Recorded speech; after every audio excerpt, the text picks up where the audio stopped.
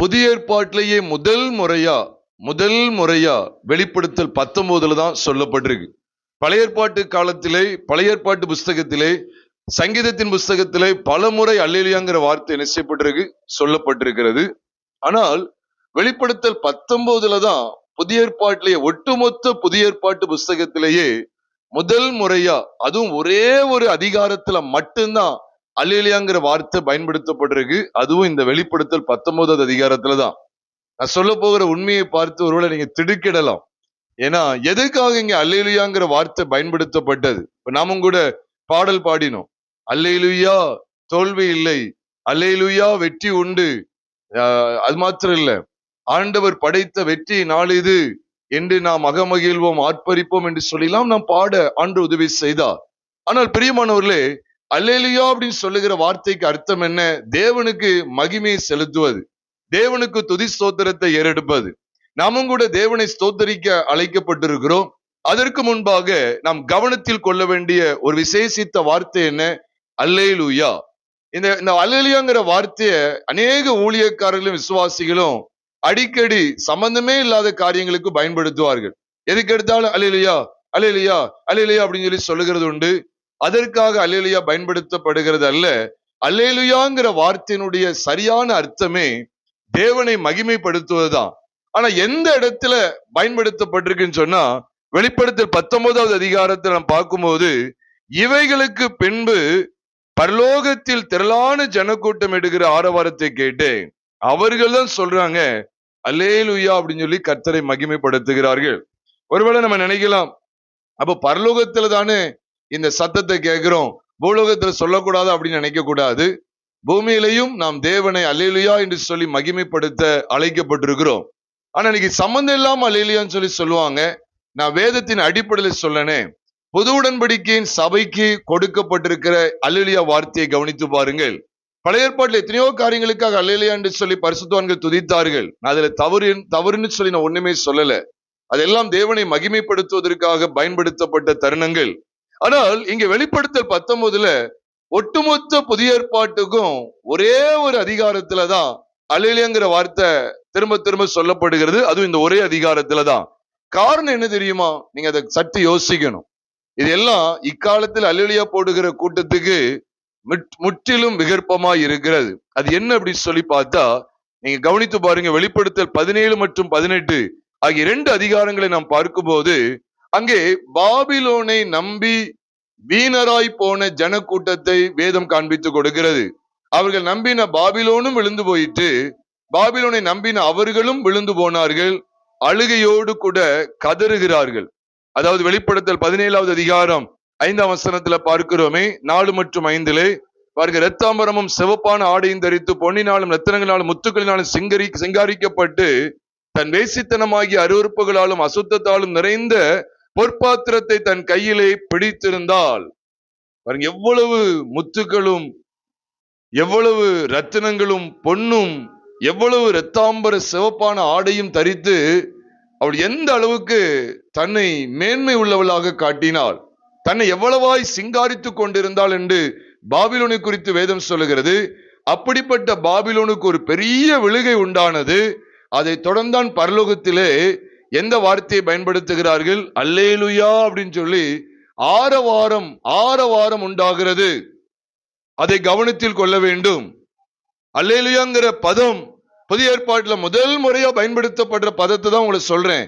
முதல் முறை மட்டும் இல்ல, இந்த ஒரே அதிகாரத்துல மட்டும்தான் அல்லேலூயாங்கிற வார்த்தை பயன்படுத்தப்பட்டிருக்கு. புதிய ஏற்பாட்டுல மீண்டும் மீண்டும் அழுத்தம் கொடுக்க. ஏன்னா நீங்க பழைய ஏற்பாட்டுல சங்கீதத்துல இருக்கல அப்படின்னு சொல்லக்கூடாது. என்கிட்ட புதிய ஏற்பாட்டை மட்டும்தான் இப்ப பேசுறேன். புதிய ஏற்பாட்டுல இந்த ஒரு அதிகாரத்தை தாண்டி வேற எந்த இடத்திலையும் அல்லேலூயாங்கிற வார்த்தை பயன்படுத்தப்படவில்லை. அப்ப இந்த விசேஷத்தை நாம் விளங்கி கொள்ளணும். அப்ப எதுக்கு புது உடன்படிக்கையின் சபையார் அல்லேலூயா சொல்லணும் தெரியுமா? பாருங்க, ரத்தினங்கள், முத்துக்கள், பொண்ணு அப்படின்னு சொல்லி இவைகளுடைய ஆடம்பர வாழ்க்கை வாழ்ந்து வந்த பாபிலோன் விழுந்து போனது. அது மட்டுமா? நீங்க வெளிப்படுத்தல் 18வது அதிகாரத்தை பார்க்கிறோம். 17:5 முத பாருங்களேன். ரகசிய மகா பாபிலோன் வேசிகளுக்கும் பூமியில் உள்ள அருவருப்புகளுக்கும் தாய் அப்படின்னு சொல்லி சொல்லப்பட்டிருக்கு. அது மாத்திரமா? 18வது அதிகாரத்தை வாசிங்கன்னா பைபிளே பயங்கரமான ஒரு அதிகாரமா இருக்கும் போல. அவளை நம்பி பாருங்க, அவளோடு வேசித்தனம் பண்ணினவர்கள் என்று 3ஆம் வசனத்துல நாம் பார்க்கிறோம். அதை தொடர்ந்து நாம் வேதத்துல பார்க்கிறோம் பிரியமானவர்களே, எவ்வளவு பெரிய அழிவை சந்தித்திருக்கிறார்கள் பாருங்க. அதாவது 7ஆம் வசனத்துல பார்க்கிறோம், அவள் தன்னை மகிமைப்படுத்தி செல்வசெருக்காய் வாழ்ந்தவள் அல்லவோ, அவ்வளவாய் வாதையும் துக்கத்தையும் அவளுக்கு கொடுங்கள் சொல்லி சொல்லப்பட்டிருக்கிறது. பாருங்க, 9ஆம் வசனத்துல பார்க்கிறோம், அவளுடனே வேசித்தனம் செய்து செல்வ செருக்காய் வாழ்ந்த பூமியின் ராஜாக்களும் அவள் வேகிறதினால் உண்டான புகையை காணும் போது அவளுக்காக அழுது உளம்பி. அவள் வேகிறாள், அவளுக்கு உண்டான வாதையினால் பயந்து தூரத்திலே நின்று ஐயையோ அப்படின்னு சொல்லி கதறாங்க. பாருங்க, பூமியில கதறலை பாத்தீங்களா? ஐயையோங்கிற வார்த்தை இங்க பயன்படுத்தப்பட்டிருக்கு. பாருங்க, 10ஆம் வசனத்துல பாருங்க, ஐயையோ பாபிலோன் மகா நகரமே, பலமான பட்டணமே, ஒரே நாளிகையில் உனக்கு ஆக்கினை வந்தது என்பார்கள். அடுத்த வசனத்துல இருந்து பாருங்க, 11ல இருந்து, பூமியின் வர்த்தகர்கள் சரக்குகள் தங்கள் சரக்குகள் பொன்னு வெள்ளி ரத்தனங்கள் முத்துக்கள் சல்லா இரத்தாம்பரம் பட்டாடை சிவப்பாடை சகலவித வாசனை கட்டைகள் தந்தத்தினால் செய்திருந்த சகலவித வஸ்துக்கள் விலையுறந்த மரத்தினாலும் வெண்கலத்தினாலும் இரும்பினாலும் வெள்ளைக்கல்லினாலும் செய்திருந்த சகல வஸ்துக்கள் லவங்கப்பட்டை தூபவர்க்கங்கள் தைலங்கள் சாம்பிராணி திராட்சரசம் எண்ணெய் மெல்லியமாவு கோதுமை மாடுகள் ஆடுகள் குதிரைகள் ரதங்கள் அடிமைகள் மனுஷனுடைய ஆத்துமாக்கள் எல்லாத்தையும் நீங்க கவனிச்சு பாருங்க. அவ்வளவு சம்பரமமா வாழ்ந்து வந்தவைகள் எல்லாம் அவளை விட்டு நீங்கி போயின. 14ஆம் வசனத்துல பாக்குறோம், அவளை விட்டு நீங்கி போயின. உன் ஆத்துமா இச்சித்த பல வர்க்கங்கள் உன்னை விட்டு நீங்கி போயின, கொழுமையானவைகளும் சம்பரமானவைகளும் உன்னை விட்டு நீங்கி போயின, நீ அவைகளை இனி காண்பதில்லை. அவளோடு வர்த்தகம் பண்ணி ஐஸ்வர்யவான்ல ஆனாங்களே, 15ஆம் வசனத்துல போட்டு பாருங்க. அவங்க கூட தூரத்துல என்ன சொன்னாங்க தெரியுமா? 16ஆம் வசனத்துல போட்டிருக்கு ஐயையோ அப்படின்னு சொல்லி சொல்றாங்க. அந்த வார்த்தை எவ்வளவு பயங்கரம் பாத்தீங்களா?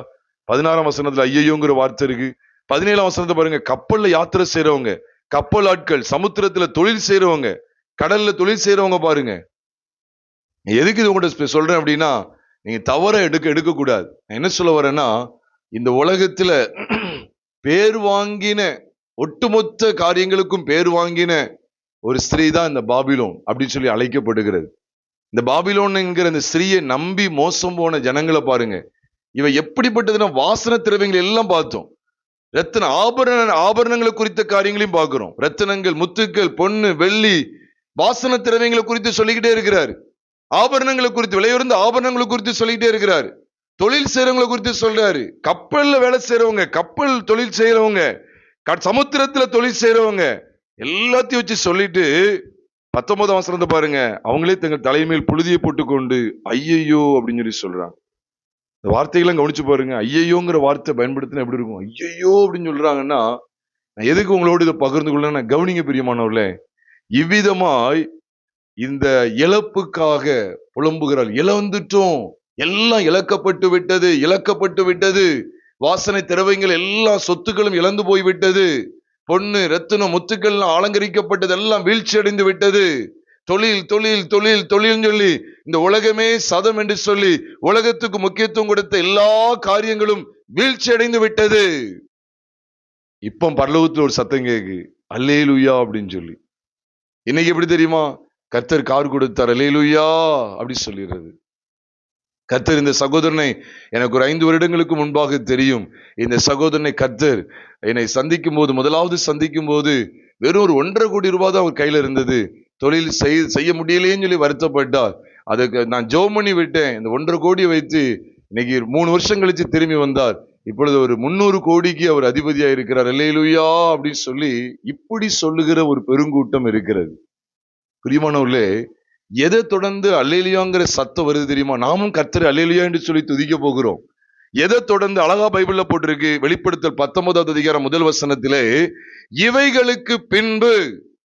இவைகளுக்கு பின்புதான் பரலோகத்தில் திரளான ஜனக்கூட்டம் இடுகிற ஆரவாரத்தை கேட்டேன். அவர்கள் அல்லேலூயா, இரட்சணியமும் மகிமையும் கனமும் வல்லமையும் நம்முடைய தேவனாகிய கர்த்தருக்கே உரியது, அவருடைய நியாய தீர்ப்புகள் சத்தியமும் நீதியுமானவைகள்.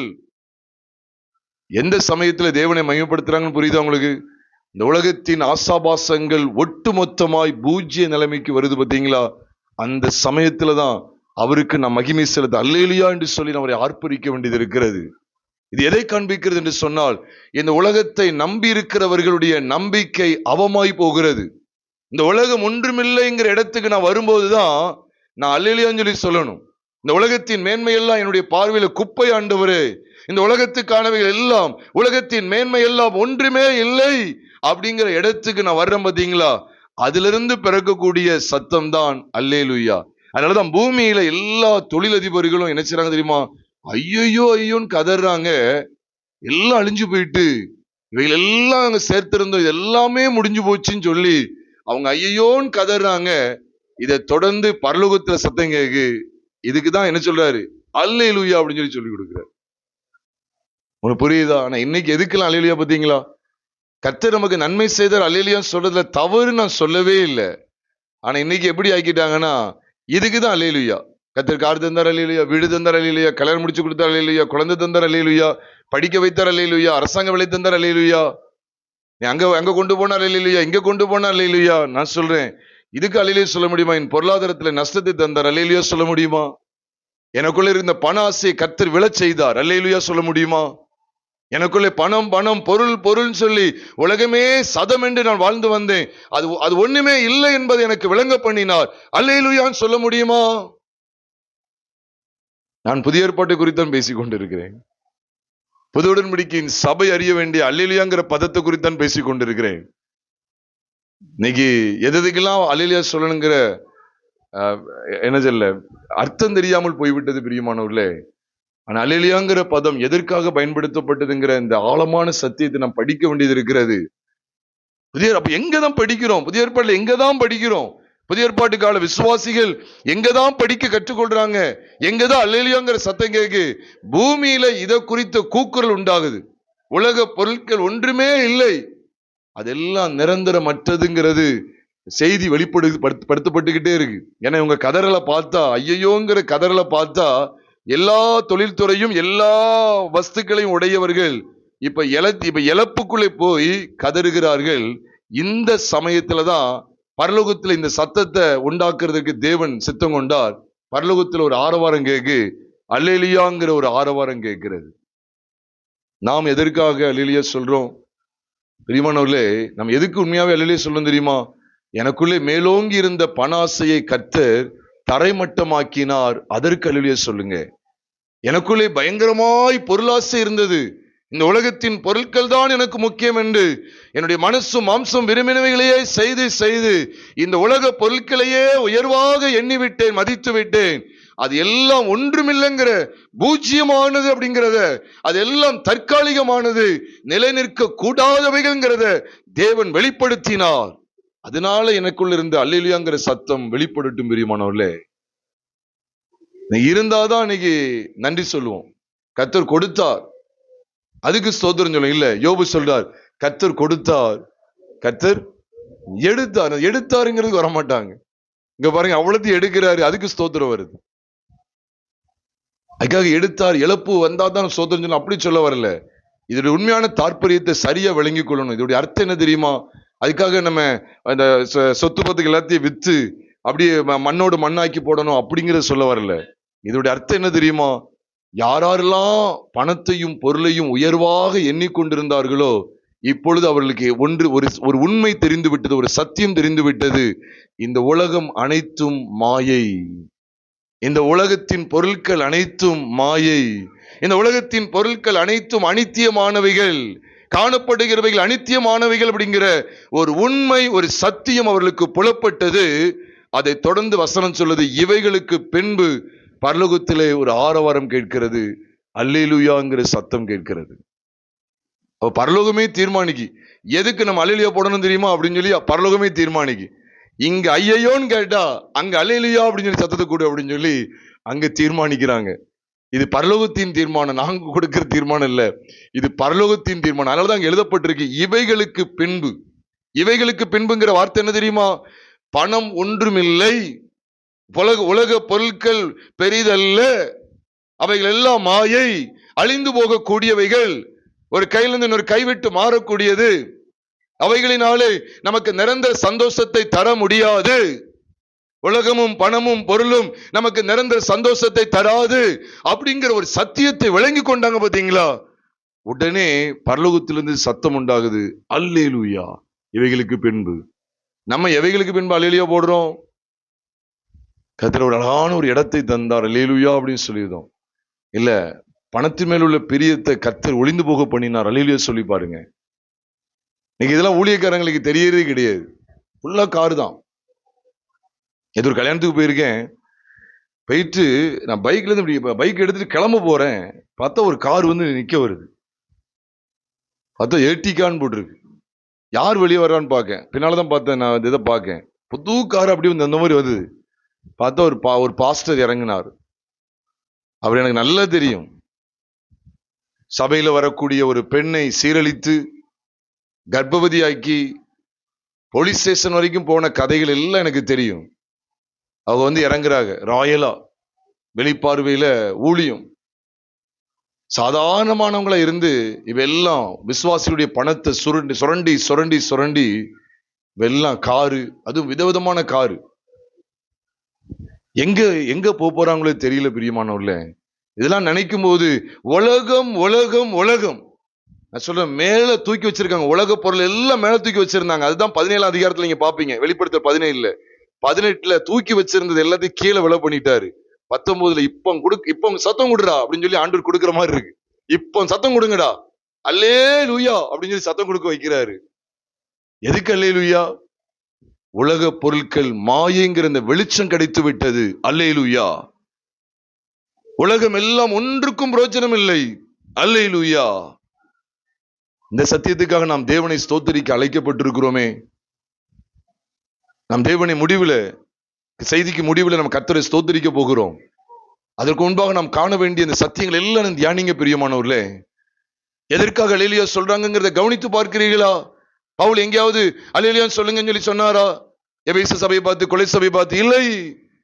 யோவான் அந்த நிருபத்துல சொன்னாரா இதுக்கு அல்லேலூயா சொல்லுங்க, அதுக்கு ஒரு அல்லேலூயா போடுங்க? இல்லை. எதுக்கு அங்க அல்லேலூயா போடுற சொல்ல தெரியுமா? பூமியில இந்த சத்தம் கேட்கணும்னா அங்க சத்தம் கொடுக்க ஆரம்பிச்சிட்டாங்க, அல்லேலூயா அப்படின்னு சொல்லிட்டாங்க. இதுக்குதான் அவங்க எதிர்பார்த்துட்டு இருக்காங்க. அப்படின்னா இப்படி பார்க்க எப்படி தெரியுமா? ஐயா, இங்க பூமியில இப்படிப்பட்ட சத்தத்தை கேட்கறதுக்கு அவங்க ஆவலா இருக்காங்க. இங்க இந்த சத்தம் வந்தவொடனே அங்க சத்தம் கொடுத்துட்டாங்க, அல்லேலூயா அப்படின்னு சத்தம் கொடுத்துட்டாங்க. ஏன் தெரியுமா? உலகத்தை நம்பி, பாபிலோனை நம்பி மோசம் போயிட்டாங்க. நம்மளும் சொல்லணும், ஆண்டவரே நான் உலகத்தை நம்பி மோசம் போயிட்டான் ஆண்டவரே, அல்லேலூயா சொல்லி பாருங்க. இனிமே இந்த உலகத்தை நம்ப மாட்டேன், இந்த உலகம் எல்லாம் மாயை ஆண்டவரே, இந்த உலகத்தின் காரியங்கள் அனைத்தும் மாயை, விருதா. இந்த உலகத்தில் நமக்கு எவ்வளவு சொத்து இருந்தாலும் அதன் மேல நான் நம்பிக்கை வைக்க மாட்டேன் ஆண்டவரே. இந்த உலகத்தில் எனக்கு எவ்வளவு பொருட்கள் இருந்தாலும் அதை நான் சார்ந்து கொள்ள மாட்டேன் ஆண்டவரே. அது தற்காலிகமானது. அந்த வெளிச்சத்தை தேவன் உங்களுக்கு தந்திருக்கிறாரா? எனக்கு தந்திருக்கிறாரா? அப்ப நமக்குள்ள இந்த அல்லேலூயாங்கிற சத்தம் எழும்பட்டும். சும்மா கடைக்கு போன அல்லேலூயா, கத்திரிக்காய் வாங்கின அல்லேலூயா, அப்புறம் கல்யாண வீட்டுக்கு போனேன் அல்லேலூயா, பாருங்க, வீடு கட்டின அல்லேலூயா, ஜன்னல் வைத்த அல்லேலூயா, அப்புறம் கரண்ட் எடுத்தேன் அல்லேலூயா. நான் வேண்டான்னு சொல்ல பிரியமானவர்களே, வசனத்துடைய வெளிச்சத்தை அறிந்துக்கங்க. இன்னைக்கு இதுக்கு அல்லேலூயா போட்டா அப்போ புறஜாதிகளுக்கு நம்மளுக்கு என்ன வித்தியாசம் இருக்கு? நமக்கு இந்த வெளிப்பாடு தேவன் தர்றார் பாத்தீங்களா? ஐயோ, இந்த பாபிலோனை நான் நம்பி வாழ்ந்தேன், இப்ப தேவன் எனக்கு காண்பிக்கிறார், இந்த பாபிலோனை நம்புகிறது அனைத்தும் அற்று போய்விடும். பாபிலோனை நம்புகிற அத்தனை நம்பிக்கையும் விருதா. பாபிலோனை நீ நம்ப முடியாது அப்படிங்கிற வெளிச்சத்தை தர்றார். பாபிலோன் உன்னை சீரழிக்குங்கிற வெளிச்சத்தை தருகிறார். உலகம் உன்னை மோசமோக்குங்கிற வெளிச்சத்தை தருகிறார். உலக ஆசை அதெல்லாம் ஒரு குறிப்பிட்ட காலத்திலே மாறிவிடும்ங்கிற வெளிச்சத்தை தருகிறார். அதற்குதான் அல்லேலூயா, கர்த்தருக்கு மகிமை உண்டாவதாக. உண்மையான அர்த்தம் என்ன தெரியுமா? வெளிப்படுத்தல் 18வது அதிகாரத்துல அழிந்து போகிற பொருட்களை காண்பித்து கொடுக்கிறார். அது ஒன்றுமே இல்லை அப்படிங்கிற இடத்துல வரும்போது அழியாத தேவனுக்கு மகிமை உண்டாகிறது. அழிந்து போகிற பொருட்கள் எந்த அளவுக்கு உங்க காலுக்கு கீழே இருக்குதோ அந்த அளவுக்கு தேவன் உங்களுக்கு தலைக்கு மேல இருப்பார். இல்லைன்னா இந்த கதை தான், உலக சிநேகம் தேவனுக்கு விரோதமான பகை என்று அறியீர்களா அப்படின்னு சொல்லி யாக்கோபு 4ம் அதிகாரம் 4ம் வசனத்தின் அடிப்படையில பார்க்க வேண்டியது இருக்கும். நாமும் கூட பிரியமானவர்களே, தேவனை மகிமைப்படுத்த அழைக்கப்பட்டிருக்கிறோம். நம்மை ஆராய்ந்து பார்ப்போமா? இந்த தேவனுடைய வார்த்தைகளுக்கு நம்மை அர்ப்பணிக்க வேண்டியது அவசியம்.